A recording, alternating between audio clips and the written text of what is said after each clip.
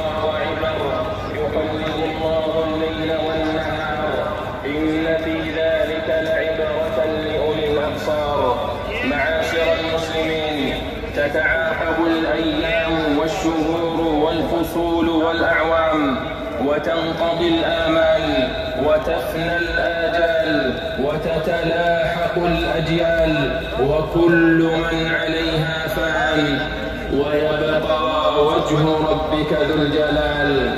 وقد أقبل عليكم عباد الله فصل الشتاء، زمهريره كثير وبرده نذير. أذن الله لجهنم أن تتنفس فيه.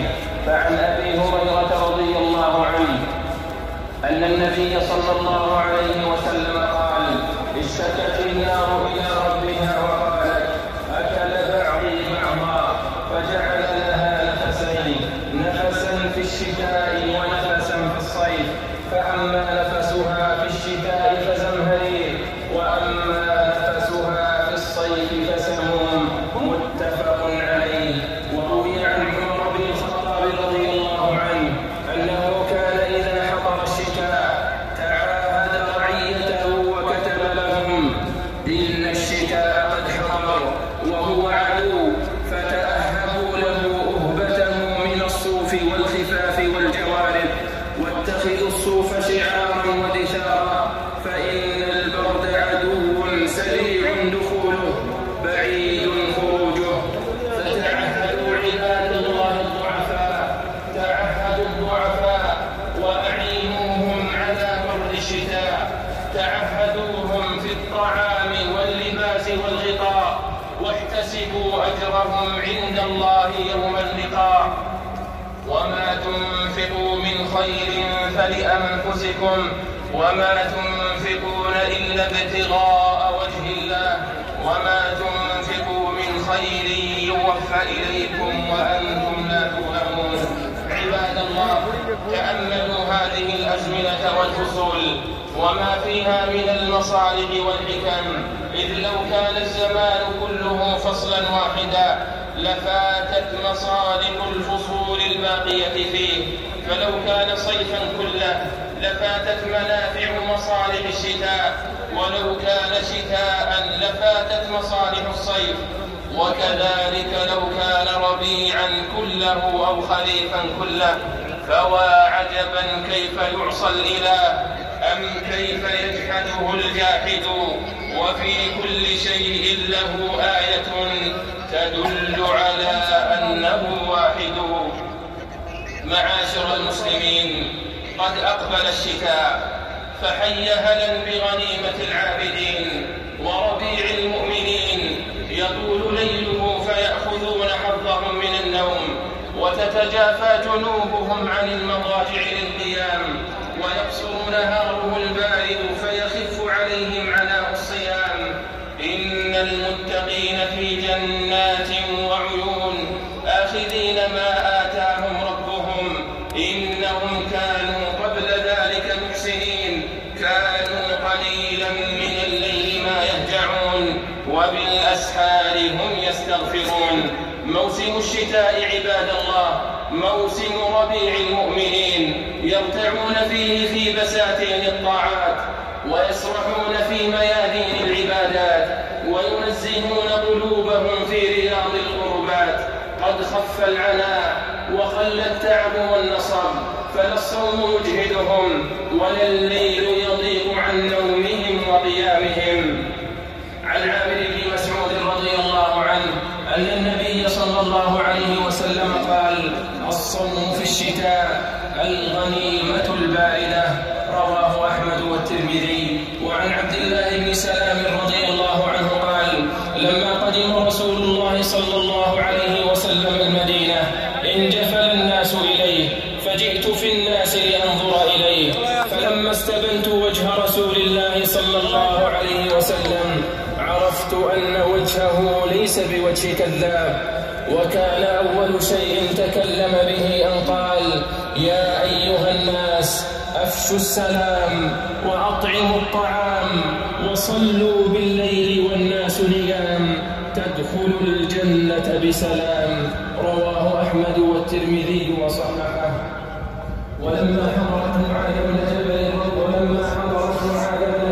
رضي الله عنه الوفاة قال لجاريته: هل أصبحنا؟ قالت: لا. ثم تركها ساعة، ثم قال: انظري، فقالت: نعم. فقال: أعوذ بالله من صباح إلى النار. ثم قال: مرحبا بالموت. مرحبا بسائر جاء على فاقه، لا أفلح من ندم.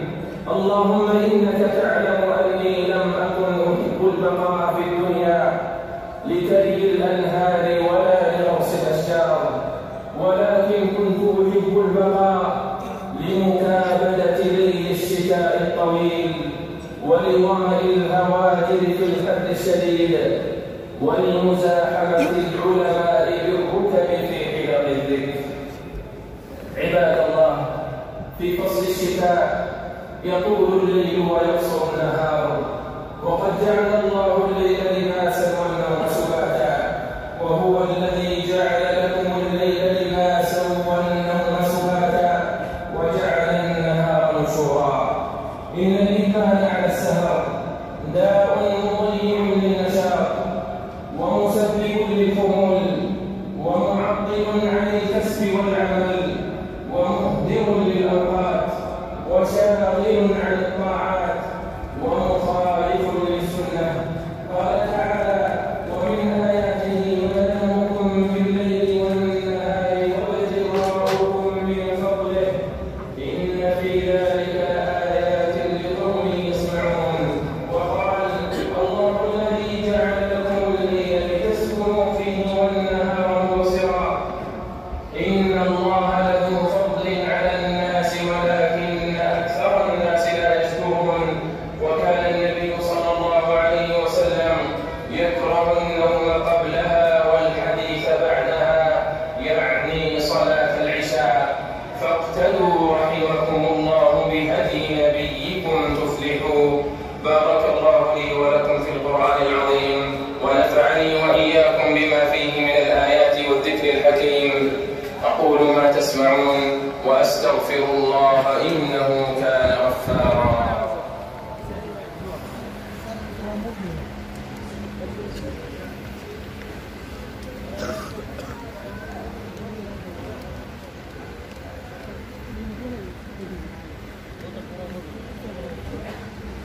الحمد لله على توفيقه وإحسانه، والصلاة والسلام على محمد الداعي إلى رضوانه صلى الله عليه وعلى آله وصحبه وإخوانه. معاشر المسلمين، إن الإسلام قد استوعب ظروف الحياة وراعى تغير الزمان والأوقات، فشرع في أحكامه العزائم كما شرع التيسير والرخص للضرورات. وإن مما يرفع الله به الدرجات ويكفر الخطايا والسيئات المبادرة إلى الطهور شطر الإيمان وشرط الصلاة ركن الإسلام، فتجشم المكاره والتعبد باستعمال الماء في وقت البرد في الشتاء من مكفرات الذنوب. فعن أبي هريرة رضي الله عنه أن رسول الله صلى الله عليه وسلم قال: ألا أدلكم على ما يمحو الله به الخطايا ويرفع به الدرجات؟ قالوا: بلى يا رسول الله. قال: إسباغ الوضوء على المكاره، وكثرة الخطى إلى المساجد، وانتظار الصلاة بعد الصلاة، فذلكم الرباط. رواه مسلم. عباد الله، ومن مرونة الشريعة وحكمة الإسلام دين اليسر والسماحة التخفيف على الناس عند المشقة العارضة والضرر المحتمل. قال تعالى: وما جعل عليكم في الدين من حرج، فالمشقة تجلب التيسير. والله جل وعلا يقول: لا يكلف الله نفسا إلا ما آتاها، سيجعل الله بعد عسر يسرا. وقد شرع الإسلام الرخص عند الحرج والمشقة والضرورة، ومن ذلك أن المريض وحتى الصحيح إذا خاف على نفسه من استعمال الماء شرع له التيمم بالتراب، كما شرع للجريح المسح على الساتر والجبيرة. فعن جابر رضي الله عنه قال: خرجنا في سفر فأصاب رجلا منا حجر فشجه في رأسه، ثم احتلم، فسأل أصحابه فقال: هل تجدون لي رخصة في التيمم؟ قالوا: ما نجد لك رخصة وأنت تقدر على الماء، فاغتسل فمات. فلما قدمنا على النبي صلى الله عليه وسلم أخبر بذلك، فقال: ما لهم؟ قتلوه قتلهم الله، قتلوه قتلهم الله، قتلوه قتلهم الله، قد جعل الله الصعيد طهورا. ألا سألوا إذ لم يعلموا؟ فإنما شفاء العي السؤال. إنما كان يكفيه أن يتيمم ويعصب على جرحه خرقة، ثم يمسح عليها ويغسل سائر جسده. رواه أبو داود والحاكم وصححه ووافقه الذهبي. وعن عمرو بن العاص رضي الله عنه قال: احتلمت في ليلة باردة في غزوة ذات السلاسل، فأشفقت إن اغتسلت أن أهلك، فتيممت ثم صليت بأصحاب الصبح. فذكروا ذلك للنبي صلى الله عليه وسلم، فقال: يا عمرو، صليت بأصحابك وأنت جنب؟ فأخبرته بالذي منعني من الاغتسال، وقلت: إني سمعت الله يقول: ولا تقتلوا أنفسكم إن الله كان بكم رحيما. فضحك رسول الله صلى الله عليه وسلم ولم يقل شيئا. رواه أبو داود. اللهم أعز الإسلام والمسلمين، اللهم أعز الإسلام والمسلمين، وانصر عبادك الموحدين، واجعل اللهم هذا البلد آمنا مطمئنا وسائر بلاد المسلمين. اللهم آمنا في أوطاننا، وأصلح أئمتنا وولاة أمورنا. اللهم وفق ولي أمرنا خادم الحرمين الشريفين بتوفيقك، وأيده بتأييدك. اللهم وفقه وولي عهده لما تحب وترضى يا سميع الدعاء. اللهم أنت الله لا إله إلا أنت، اللهم أنت الله لا إله إلا أنت، أنت الغني ونحن الفقراء. أنزل علينا الغيث ولا تجعلنا من القانطين. اللهم أنزل علينا الغيث ولا تجعلنا من القانطين. اللهم أغثنا، اللهم أغثنا، اللهم أغثنا غيثا هنيئا مريئا، سحا غدقا، نافعا مجللا غير ضار. اللهم تحيي به البلاد وتجعله بلاغا للحاضر والباد. اللهم سقيا رحمة، اللهم سقيا رحمة، اللهم اسق عبادك وبهائمك، اللهم اسق عبادك وبهائمك، وانشر رحمتك، وأحيي بلدك الميت. اللهم إنا نستغفرك إنك كنت غفارا، اللهم إنا نستغفرك إنك كنت غفارا. فأرسل السماء علينا مدرارا، فأرسل السماء علينا مدرارا، فأرسل السماء علينا مدرارا برحمتك يا أرحم الراحمين.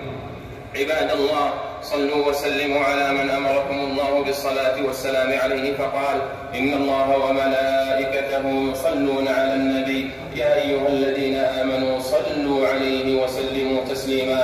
اللهم صل على محمد وعلى آل محمد كما صليت على إبراهيم وعلى آل إبراهيم إنك حميد مجيد، وبارك على محمد وعلى آل محمد كما باركت على إبراهيم وعلى آل إبراهيم إنك حميد مجيد. وارض اللهم عن الخلفاء الراشدين أبي بكر وعمر وعثمان وعلي، وعن سائر الصحابة أجمعين، وعنا معهم برحمتك يا أرحم الراحمين.